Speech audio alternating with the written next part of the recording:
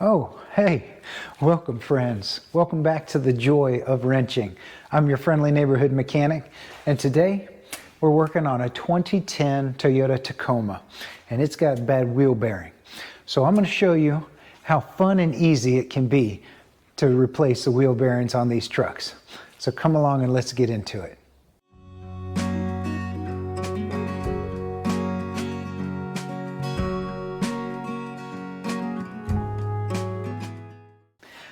So the first thing we need to do in order to get this wheel hub out of here is to remove the brakes system from here. So I'm gonna go ahead and turn it this way, and first thing I'm gonna remove is this little bracket right here holding the brake line on. That's a 12 millimeter. There we go. Once you get that off, this will be free. And we'll go ahead and put our bolt back in there. That way that happy little bolt has its home and we won't lose it. Okay, the next thing we need to do is come around here and take a look back here. We need to remove the brake caliper, and there's two bolts that hold the brake caliper on. Those are 17 millimeters. So let's get the tool for that. Here we go. Let's get this one first. And one more. That's it.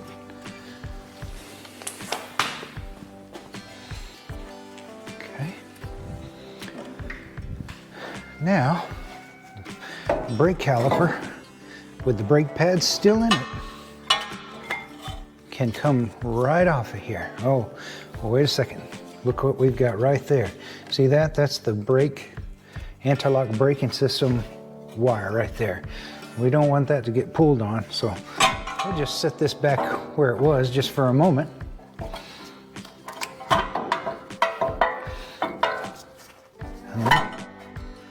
Let's go over here to this side and remove that ABS wire.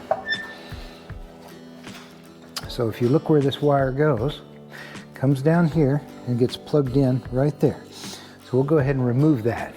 That's a 10 millimeter bolt that holds it in place. We'll go ahead and take that out of the way. It's a good idea to go ahead and remove. It's a good idea to go ahead and remove these things whenever you're doing a wheel bearing, because sometimes removing the wheel bearing will break that part off. And again, our bolt was happy where it was, so let's put it right back. There we go. Okay, now we've got a little bit more freedom, but you see how this ABS wire is attached to this bracket right here? Let's go ahead and free it up from that bracket. In order to do that, there's a little clip holding it down. So let's get some needle nose pliers and I'll show you. Come look underneath here. Right here. It's this little clip right here. You just get you some needle nose pliers and squeeze that clip a little bit, and then you can just take it right off. Now look at all of that freedom. Freedom is a wonderful thing, and we've just got it. All right, now everything should be free. We'll go ahead and remove our caliper with the pads still in it. Oh yeah, look at all that freedom. And we're gonna hang this up out of the way so that nothing gets damaged. So we'll come over here. All right, just go right there. That will be safe. Now we can just take our rotor right off, slide it right off, and we'll set it over here safely out of the way. And we got to our wheel bearing now. See how easy that was? All right, no problem at all. Now look right back here. This wheel bearing is held on with 4 bolts in all 4 corners, and those are 17 millimeters. Now, you can't get a socket in here. There's just not enough room, so you're gonna have to use a wrench. You can put that wrench inside of there, and they're gonna be on there pretty tight. And so let me show you a quick trick. Okay, this is gonna be really a neat trick you can show all your friends at the next party. You just take another wrench and you can hook it into the one wrench, and now look, you've got twice the leverage in order to break that tight fastener loose. Do you see how easy that was? I think it was Archimedes who said, give me a lever long enough and I'll move the world. And as we just showed, these things are tight, and we can move this world no problem. Just like that. We'll go ahead and do that to all 4 of these bolts. Loosen those bolts up just like that. Wow, I tell you, doing it without that leverage, that additional leverage, will suck the joy right out of wrenching. And we're all about having a good time trying to repair our vehicles. There we go, there we go. Okay, so now we can loosen that without the leverage. It'd be much easier. A lot of times, once you break it free, look at that. You can turn that thing by hand. Not a problem at all. But these bolts are just a little bit too long that with this wheel hub in the way, you can't remove that bolt. But what we're gonna do is we're gonna loosen them up just enough to where it sticks out far enough, but doesn't run into the back of this stud. See, that stud has to move past that bolt. So we'll loosen it up to where you can still move the hub, and you got a little bit of a gap here. And then we'll go ahead and remove that hub. So we're gonna go ahead and loosen up all 4 of these bolts as far out as they will turn, but still allow our hub to spin around. And what that does is it will allow us to start moving that wheel hub away from the spindle. See that? This one is coming off very easily. Now once you get that gap there, we'll be able to undo them just a little bit more. Just a little bit more, just like that. Wiggle it, move it a little bit more, and then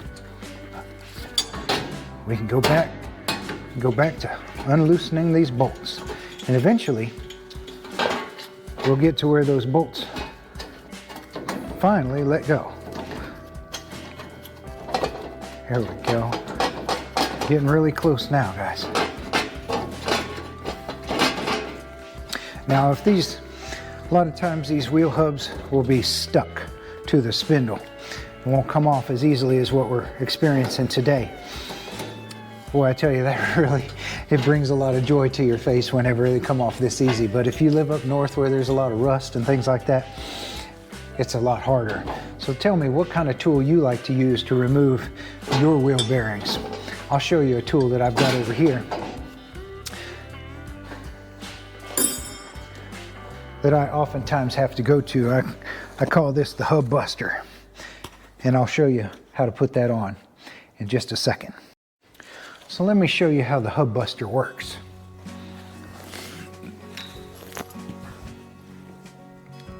So the hub buster comes with this plate, and you just set that on top of your wheel studs.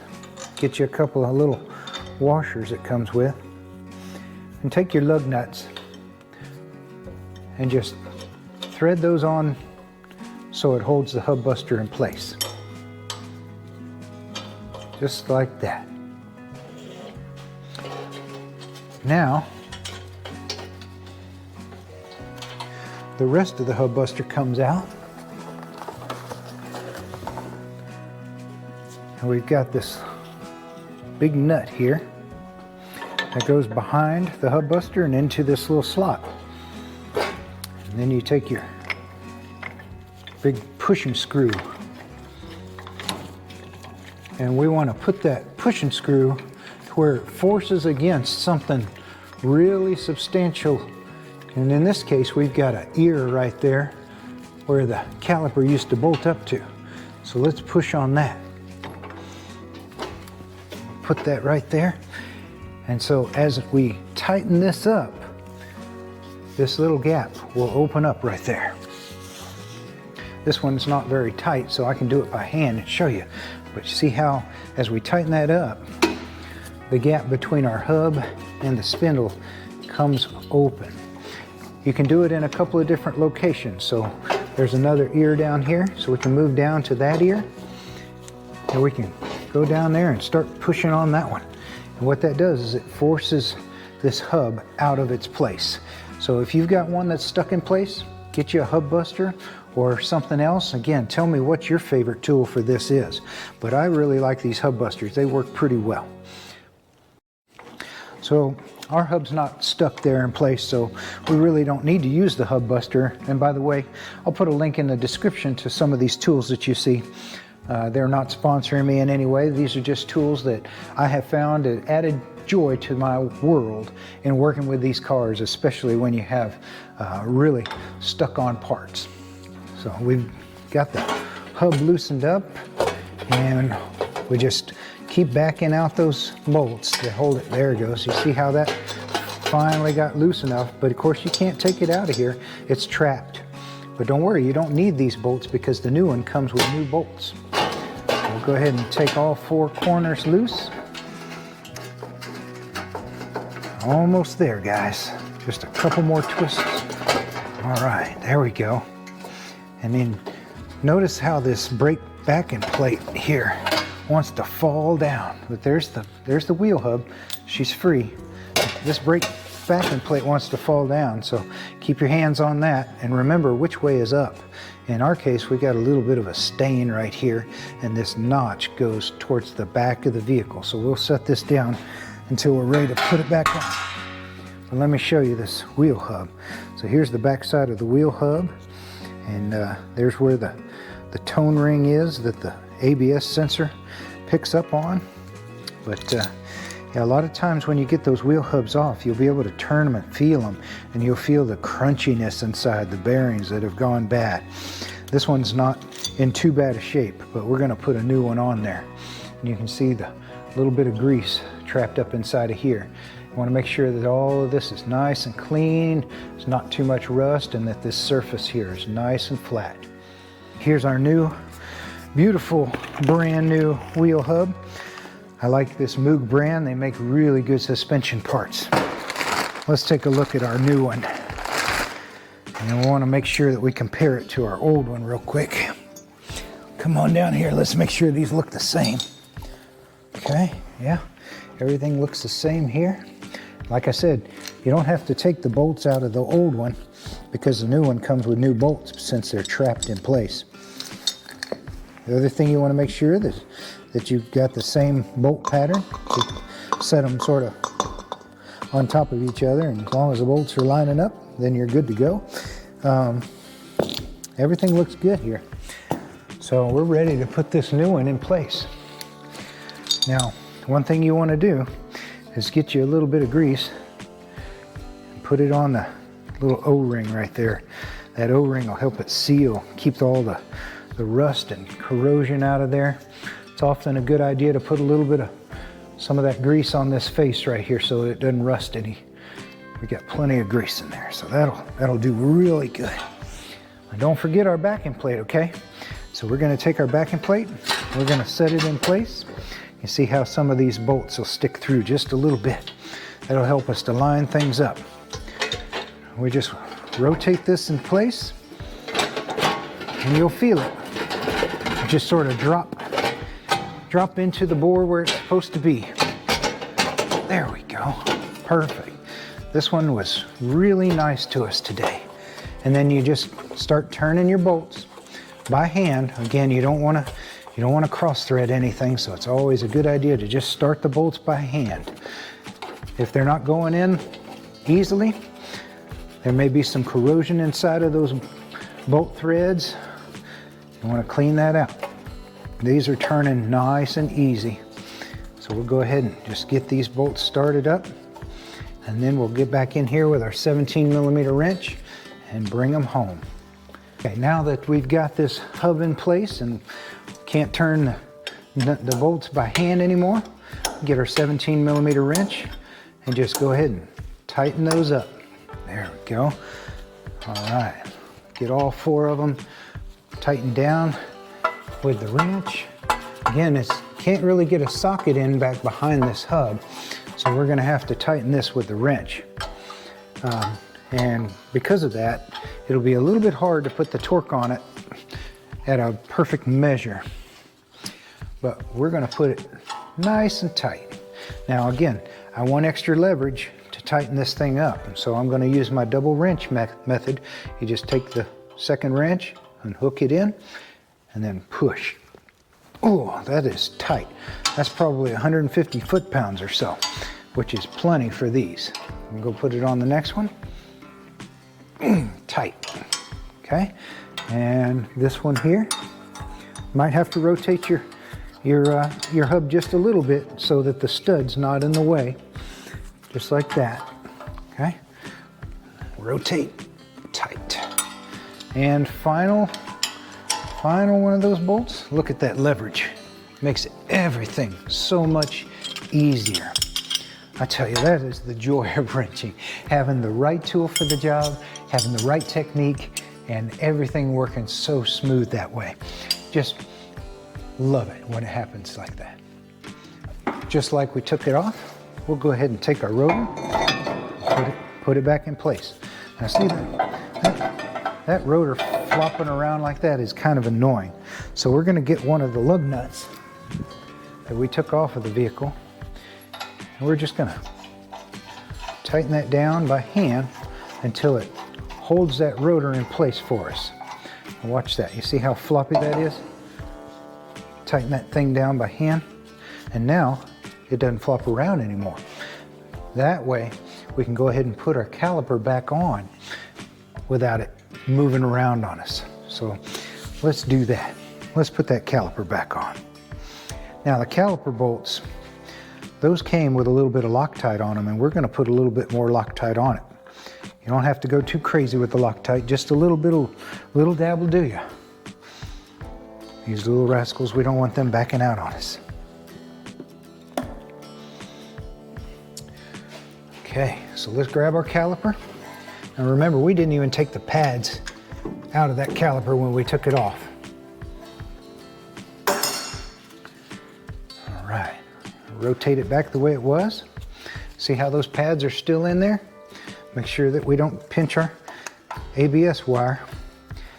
You just want to set those pads. Can you look down in here while I do this? You want to set those pads on either side of that rotor and just slide it back in place. Is that easy or what? Man, I tell you, I love it when a plan comes together. Okay, now let's take our caliper bolts, and I'm going to come back around here and just get them started by hand. There we go. Yep, feel that it grabbed a couple of threads there. And we'll go ahead and start the upper one. Put that one back up in place. There we go. Perfect. Love that. Okay, I'm gonna go ahead and tighten those down with my wrench. Again, these are 17 millimeter. Again, once you've got it started by hand, you know it's okay to put the machine on. There we go. Nice and tight. So now that we've got our caliper back in place, rotors in place, we can take this lug nut off that was holding our rotor from flopping around. Doesn't really matter now. And we need it out of the way to put our wheel back on. So what else do we have? We've got this bracket here that we took loose, remember that. And of course the bolt is still there, happy to go back together. Line that back together. Start that bolt by hand. That's a 12 millimeter. We'll go ahead and tighten it up. There we go. Okay. And finally, we have to put that ABS wire back in place. So come around to this side and let's have a look and see what it takes to do that. There we go. Here's our ABS wire. It's just loosey-goosey out there. And we'll push this clip back into place over here that we had to take off. Take a look up here. See that clip, right? We just push it down. Nice, satisfying click. Okay, and then we take our 10 millimeter bolt out right there. Stab the ABS sensor in, and then put your bolt right back in. And that is a 10 millimeter bolt. So let me tighten that up.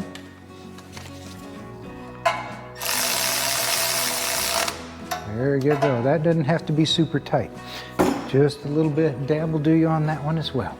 Okay guys, let's turn this wheel a little bit. Grab my light and let's just look around. And what you're looking for is just anything that you might have taken apart. Just make sure it's back where it's supposed to be.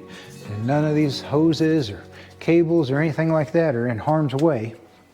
And everything looks to be back together. We have a nice smooth new wheel bearing in place. This came together so nice and easily. Notice no frustrations, just the joy of wrenching. I hope you guys enjoy this. Hope you learned something. If I helped you out in some way, please do me a favor, help us out in return. And the way you can help us out is by hitting that like and that subscribe button. Share us with your friends. They too may enjoy learning about the joy of wrenching. Thank you for your time today, and God bless.